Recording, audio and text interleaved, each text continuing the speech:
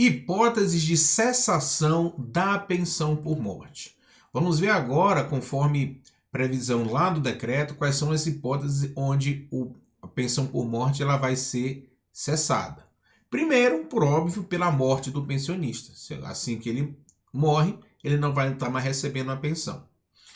A outra opção, outra hipótese de cessação, é para quando o filho, o enteado, o menor tutelado ou o irmão completam 21 anos de idade, que é a idade máxima para recebimento da pensão por morte, salvo se ele tiver invalidez ou deficiência intelectual, mental ou doença grave.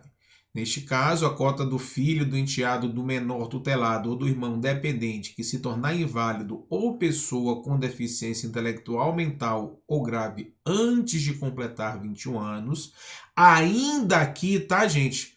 Que depois do óbito, porque veja, até os 21 anos, esses dependentes, eles têm direito, independentemente de serem inválidos ou não. Mas se ele veio a receber a pensão por morte antes dos 21 anos e não era nem inválido nem deficiente, e antes de completar os 21 anos, ele tornou-se inválido ou pessoa com deficiência, mesmo após o óbito, neste caso, conforme prevê lá o dispositivo, não será extinta se confirmada a invalidez pela perícia médica federal ou a deficiência por meio de avaliação biopsicossocial realizada por equipe multiprofissional e interdisciplinar. Regra, as hipóteses, para a concessão da pensão por morte, ela deve ser observada na data do óbito.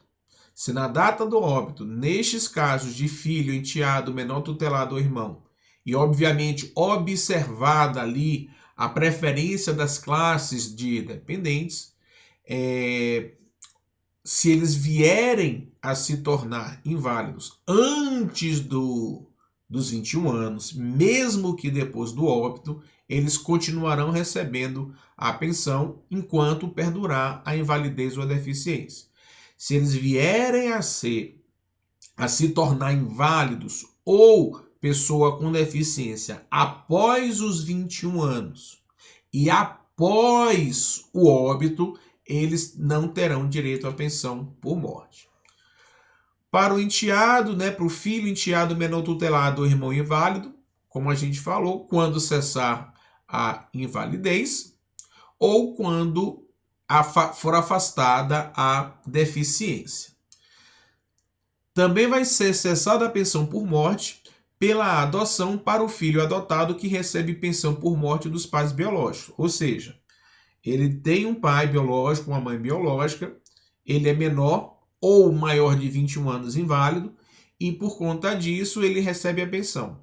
No momento que ele é adotado, ele deixa de fazer parte da família dos pais biológicos para fazer parte da outra família. Então, neste caso, eles, em tese, teriam os pais vivos, então eles não teriam direito à pensão por morte. Exceto quando o cônjuge ou companheiro adota o filho do outro. Nesse caso, vai ser mantida a exceção. Pela condenação criminal transitada em julgado como autor, coautor ou partícipe de homicídio doloso ou de tentativa desse crime cometida contra a pessoa do segurado, ressalvados os absolutamente incapazes. Nós já vimos isso, que na verdade também é causa de perda do direito. Então, se isso ocorrer, a pensão que porventura já esteja concedida em manutenção também será cessada.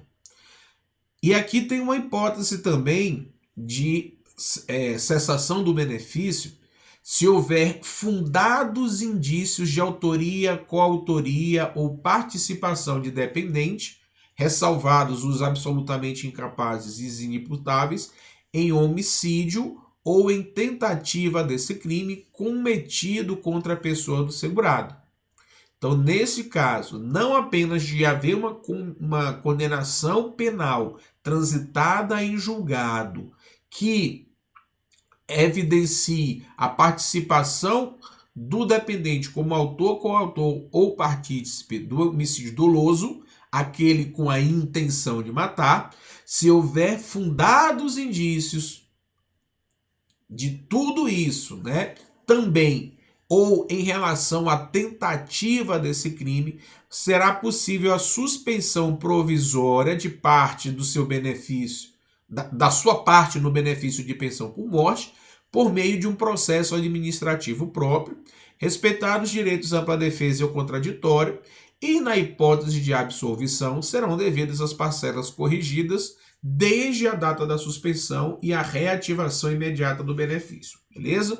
Então vejam, havendo fundados indícios, tem que ser aberto um processo administrativo próprio, apenas para verificar se o beneficiário ele foi autor, coautor, partícipe do crime, né, de homicídio ou da sua tentativa, e neste caso haverá a suspensão do recebimento do benefício até o fim do processo administrativo, que deve ser feito exclusivamente para apurar essas condutas. Caso não haja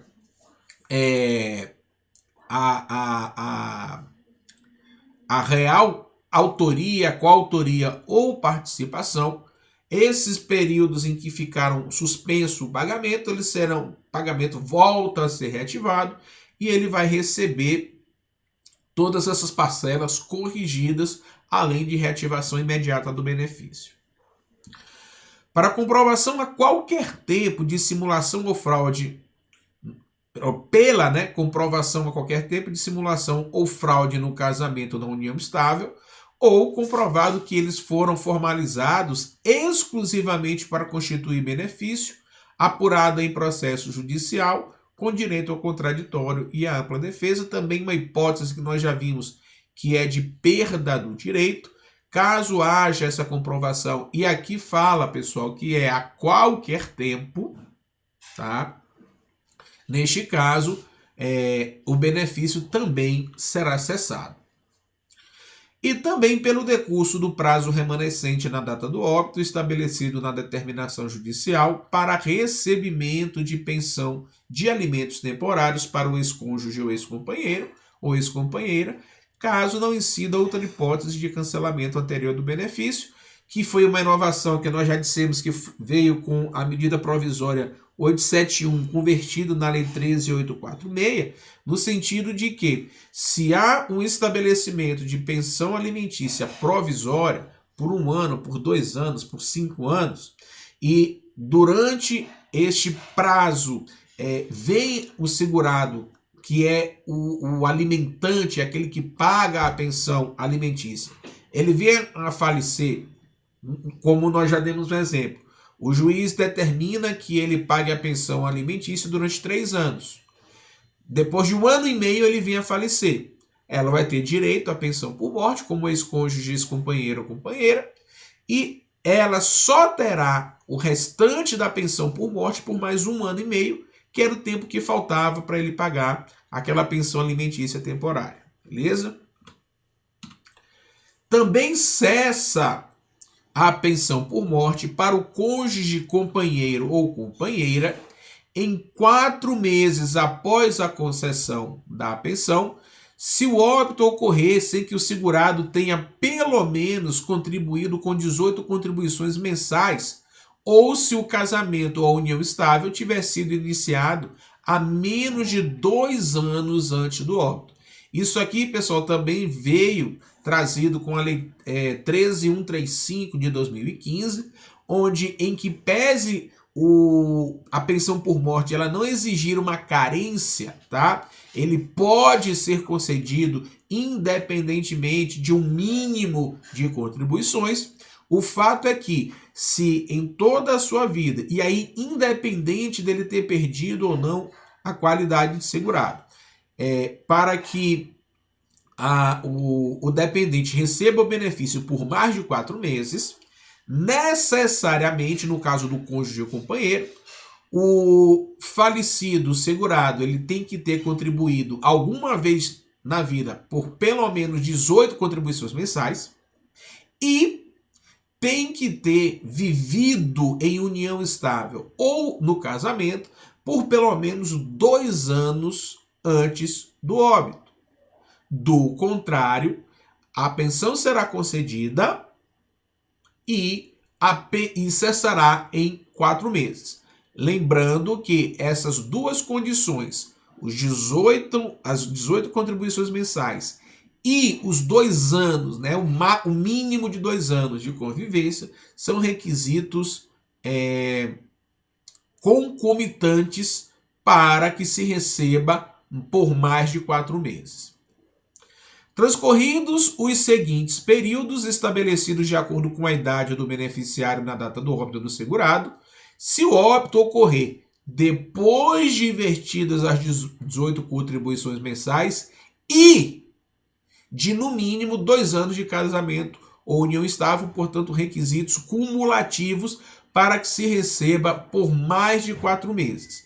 Neste caso, o tempo que foi vertido de contribuição para os regimes próprios de previdência social, obviamente, mediante uma certidão de tempo de contribuição, eles serão computados neste cálculo das 18 contribuições.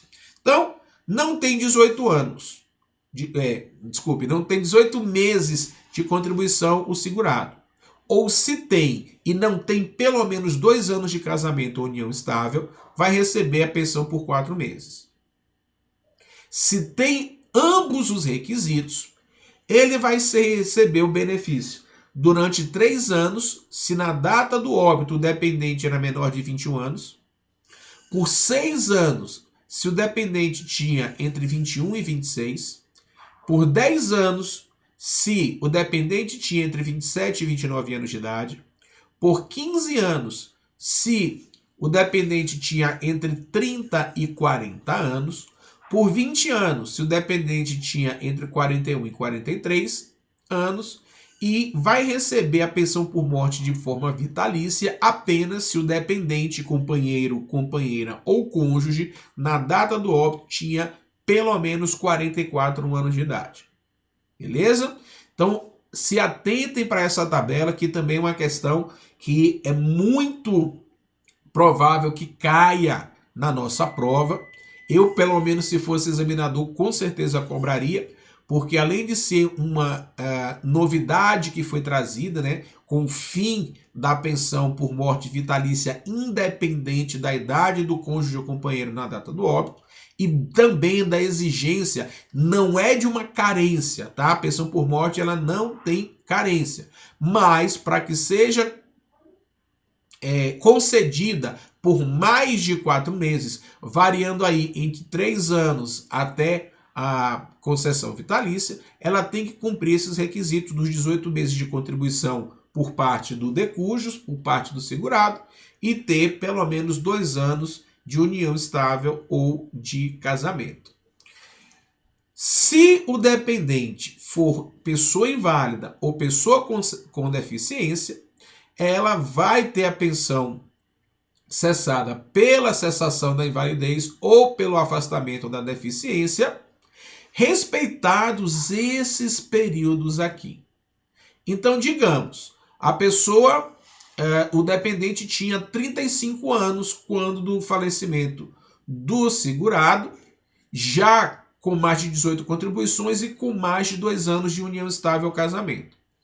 Então, ela tinha 35 anos, era uma pessoa com deficiência, e aos 37, ela vem a ter essa deficiência afastada. Bom, então, maior de 37 anos sem a deficiência, ela vai receber, em tese ela teria o benefício cessado, só que ela tinha direito a 15 anos de pensão. Então, se ela passou a receber aos 35, ela vai ter até os 50 anos de idade o direito à pensão, mesmo que seja afastada a invalidez ou a deficiência. O que prevalece é estes períodos aqui da tabelinha. Beleza? Se o óbito do segurado decorrer de acidente de qualquer natureza ou de doença profissional ou do trabalho, independentemente do recolhimento das 18 contribuições ou da comprovação dos 2 anos de casamento ou de união estável, serão aplicados esses períodos aqui. Então, o que é, em suma, que a gente tem que se atentar em relação à duração dos períodos de pensão antes da sua cessação. Se não tem 18 meses de contribuição segurado ou não tem 2 anos de casamento ou união estável, regra, recebe 4 meses. Quando que, mesmo não tendo os 18 meses de contribuição e a união estável abaixo de mais do que 2 anos, quando esses requisitos não são preenchidos cumulativamente, a tabelinha que vai determinar o prazo de concessão do benefício, ela será aplicada se o óbito foi decorrente de acidente de qualquer natureza ou de doença profissional ou do trabalho. Caso não tenha sido um óbito em decorrência dessas situações, vai se exigir para que o dependente receba por mais de 4 meses, de acordo com a tabelinha, que ele tenha, então, falecido dessas 2 situações: acidente de qualquer natureza ou doença profissional ou do trabalho. Beleza? Com a extinção da cota do último pensionista, a pensão por morte será encerrada. Quando não tiver mais ninguém para receber a pensão, por óbvio, ela também será cessada. E aqui, pessoal, tem um detalhe. Esse prazo de duração que nós estamos vendo aqui na tabelinha, após o transcurso de 3 anos, no mínimo, e desde que neste período se verifique o incremento mínimo de 1 ano inteiro na média nacional única para ambos os sexos, correspondente à expectativa de sobrevida da população brasileira ao nascer, poderão ser estabelecidos em números inteiros novas idades em ato do Ministro de Estado da Economia, limitado ao acréscimo à comparação com idades anteriores ao referido incremento. O que é que esse dispositivo está dizendo? Esta duração da pensão, de acordo com a idade do dependente, ela foi estabelecida lá pela Lei 13.135. E lá na Lei 8.213, que foi alterada pela Lei 13.135, lá no artigo 77, ele estava fazendo essa previsão. E no ano passado, em dezembro de 2021, efetivamente, a lei foi de 2015, então já tinha passado mais de 3 anos, houve um incremento na expectativa de vida do brasileiro, conforme dados do IBGE. O IBGE, todo ano, ele publica uma tábua de expectativa de vida da população brasileira e houve o acréscimo de 1 ponto. Antes disso, era a idade para receber a pensão de forma vitalícia era de 43 anos. Como houve esse aumento, em um inteiro na expectativa de vida do brasileiro, o ministro de Estado da Economia à época, quando o INSS estava vinculado ao Ministério da Economia, ele baixou uma portaria e aumentou essas idades aqui. Antigamente, para receber 3 anos, tinha que ser menor de 20. Já aumentou para 21. Tá ok? Então, isso pode vir a acontecer, já aconteceu, e se atentem para essa questão da possibilidade de aumento das idades para se receber esses prazos de pensão por morte de acordo com a expectativa de vida do brasileiro. E agora, pessoal, é importante a gente ver como que está o texto da emenda constitucional 103 a respeito da pensão, porque pode ser que tenham questões que cobrem ipsis literis os dispositivos que estão lá, sobretudo nos artigos 23 e 24.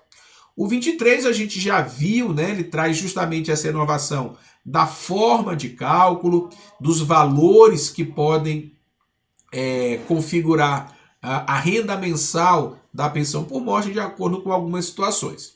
Então, o caput diz que a pensão por morte concedida a dependente de segurado do regime geral de previdência social ou de servidor público federal será equivalente a uma cota familiar de 50% do valor da aposentadoria recebida pelo segurado ou servidor ou daquela que teria direito se fosse aposentado por incapacidade permanente na data do óbito, acrescida de cotas de 10%, 10 pontos percentuais por dependente até o máximo de 100. Já vimos isso. Parágrafo 1º, as cotas por dependente cessarão com a perda dessa qualidade de dependente, e não serão reversíveis aos demais dependentes. Então foi a emenda que vedou a reversão de cotas na medida que saem aqueles outros dependentes, seja porque não tem mais a deficiência, sendo maior de 21, não é pessoa inválida, completou os 21 anos e deixou de fazer parte. Então sempre será calculada desta forma, de acordo com a quantidade de dependentes ainda habilitados a receber a pensão. Preservado o valor de 100% da pensão por morte quando o número de dependentes remanescentes for igual ou superior a 5. Isso porque se você tem 50% mais 10%, para você chegar a 100, você tem que ter mais um dependente, 60%, 2, 70%, 3, 80%, 4, 90%, 5, 100%. Na hipótese de existir dependente inválido ou com deficiência intelectual, mental ou grave, o valor da pensão por morte de que trata o caput será equivalente a 100%, pelo fato de ser pessoa deficiente ou inválida, da aposentadoria recebida pelo segurado ou servidor ou daquela que teria direito se fosse aposentado por incapacidade permanente na data do óbito, até o limite máximo de benefício do regime geral, e uma cota familiar de 50%, acrescida de cotas de 10%, de 10 pontos percentuais por dependente, até o máximo de 100%, para valor que supere o limite máximo de benefícios do regime geral de previdência social. Quando não houver mais dependente inválido ou com deficiência intelectual, mental ou grave, o valor da pensão será recalculado na forma do caput parágrafo 1º, ou seja, vai se observar ali de novo os 50% mais 10% por dependente. O tempo de duração da pensão e das cotas individuais por dependente até a perda dessa qualidade, o rol de dependentes e a sua qualificação e as condições necessárias para enquadramento serão aqueles estabelecidos na Lei 8.213, em especial, pessoal, o artigo 77, Na verdade, entre os 74 e 77 da Lei 8.213, que é importante que vocês deem uma lida também. Para o dependente inválido ou com deficiência intelectual, mental ou grave, sua condição pode ser reconhecida previamente ao óbito do segurado, nós já vimos isso também lá no decreto, por meio de avaliação biopsicossocial realizada por equipe multiprofissional interdisciplinar, observada a revisão periódica na forma da legislação. E aqui, pessoal, uma outra questão que com certeza vai cair na prova, porque havia uma celeuma no âmbito judicial a respeito da situação do menor sob guarda, como integrando ou não o rol de dependentes para fins previdenciários. E a emenda constitucional diz que equiparam-se a filho para fins de recebimento da pensão por morte exclusivamente o enteado e o menor tutelado, uma vez comprovada a dependência econômica.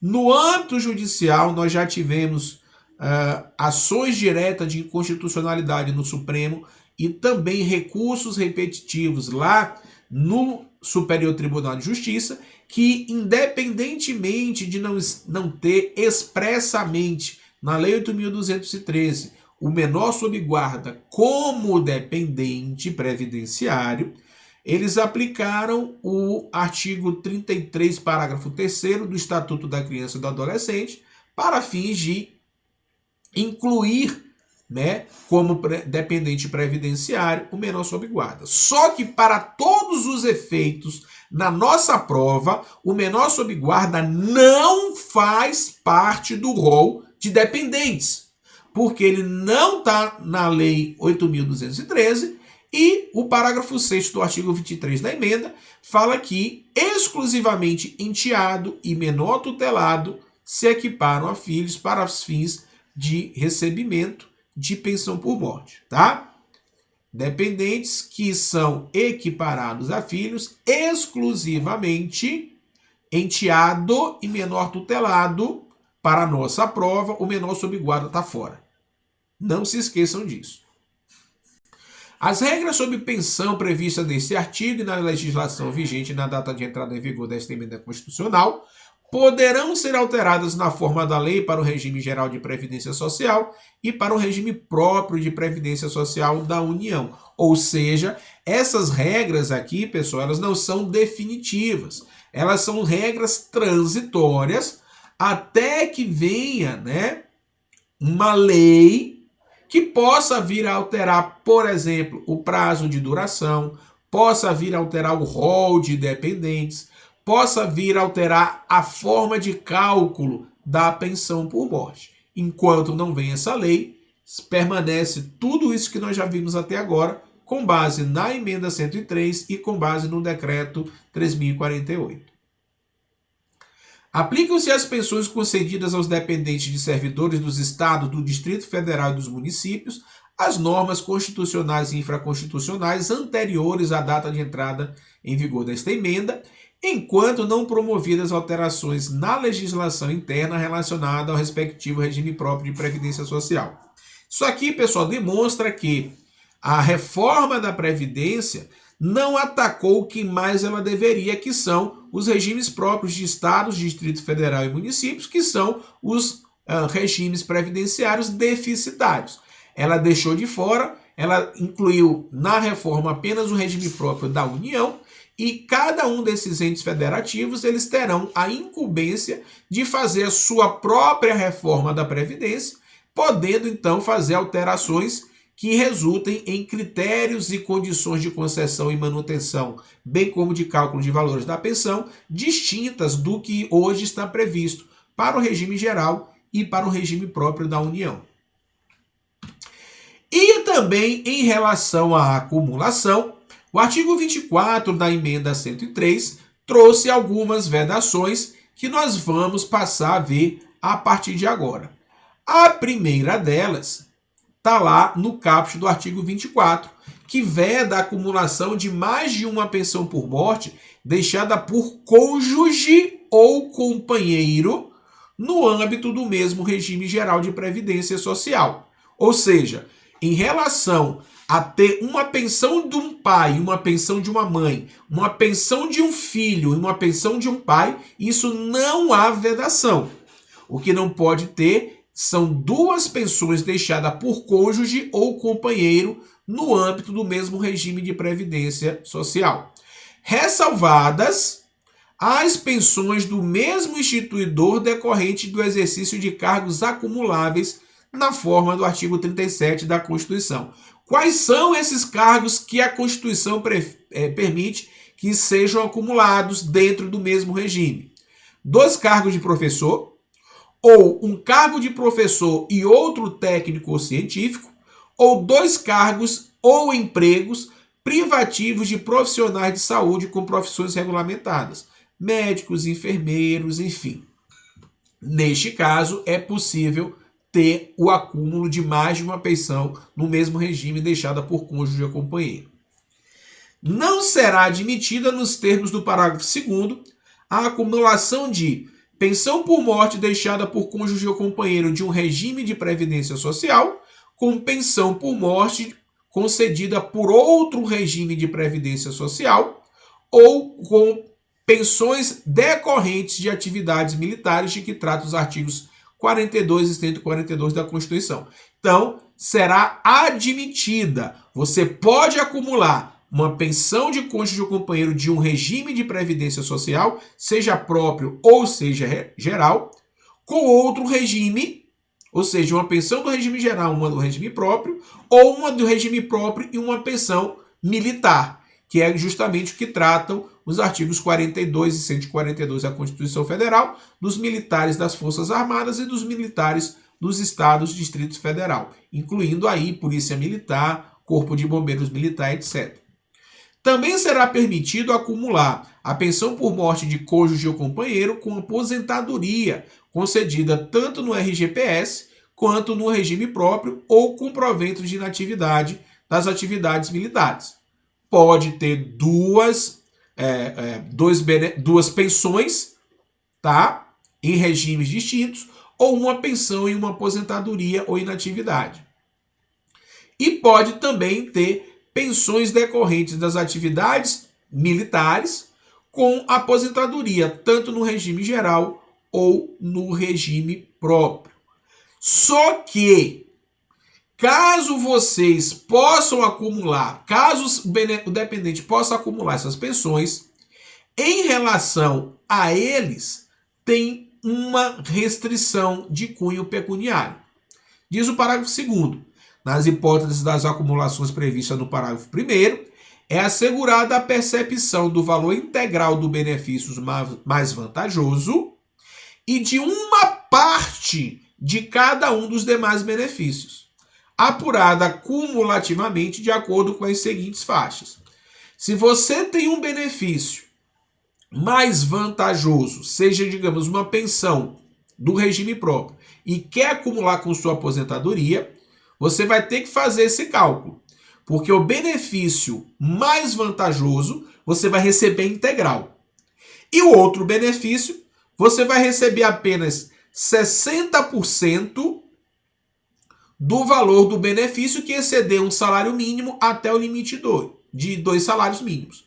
Se o outro benefício é de até um salário mínimo, você vai receber os dois integralmente. Se um outro benefício, for maior do que um salário mínimo e até 2 salários mínimos, só vai receber 60%. Se esse valor ultrapassa 2 salários mínimos e vai até 3, só vai receber 40% desse valor. Se ultrapassa 3 salários mínimos até o limite de 4, só 20%. E se ultrapassa 4 salários mínimos, só vai receber 10%. Então, precisa se observar qual dos dois benefícios, em regra, no seu valor bruto, é o mais vantajoso e será aplicado esses percentuais de recebimento em relação ao menos vantajoso. A aplicação do parágrafo 2º, a aplicação do disposto no parágrafo 2º poderá ser revista a qualquer tempo, a pedido do interessado, em razão da alteração de alguns dos benefícios, seja por conta de reajustes, que um receba mais do que o outro, principalmente se for em relação a benefícios de regimes próprios, que são distintos, em relação, se for uma pensão, a saída de dependentes, que vai fazer com que seja recalculado o valor. Então, isso a qualquer tempo, então não tem uma decadência para que sejam aplicados esses percentuais e que sejam solicitadas essas revisões. As restrições previstas neste artigo não serão aplicadas se o direito aos benefícios houver sido adquirido antes da data de entrada em vigor a esta emenda constitucional. Porém, pessoal, a Lei 9.032, lá de 95, ela já trazia a vedação para a acumulação de mais de uma pensão deixada por cônjuge ou companheiro, ressalvado o direito da opção mais vantajosa. Além disso, a lei veda o recebimento conjunto de seguro-desemprego com qualquer benefício de prestação continuada, exceto a pensão por morte ou auxílio-acidente. Então, a própria Lei 8.213, desde 29 de abril de 95, não permite mais o recebimento conjunto de mais de uma pensão deixada por cônjuge ou companheiro. Mais uma vez, ressaltando, pode ser deixada pensão, a pessoa pode receber mais de uma pensão, desde que seja uma deixada por cônjuge, outra por filho, uma deixada por um pai, outra deixada por uma mãe, uma deixada por uma mãe e outra por um filho. não tem problema. A vedação são mais de uma pensão deixada por cônjuge. As regras sobre acumulação previstas nesse artigo e na legislação vigente na data de entrada em vigor desta emenda poderão ser alteradas na forma do parágrafo 6º do artigo 40, que aí trata do regime próprio dos servidores públicos, bem como o artigo 201, parágrafo 15 da Constituição, tratando do regime próprio, que fala justamente o quê? O parágrafo 6º do artigo 40. Ressalvadas as aposentadorias decorrentes dos cargos acumuláveis na forma desta Constituição, é vedada a percepção de mais de uma aposentadoria à conta do regime próprio de previdência social, aplicando-se outras vedações e regras e condições para acumulação de benefícios previdenciários estabelecidas no regime geral. Já o dispositivo que trata do regime geral diz que uma lei complementar, que ainda não foi produzida pelo Legislativo, estabelecerá vedações, regras e condições para a acumulação de benefícios previdenciários. Então, tudo aquilo que nós vimos até agora em relação à acumulação de benefícios, valores, enfim, vai vir, pode vir lá na frente, um regramento totalmente distinto do que hoje está previsto na emenda, desde que seja por lei complementar.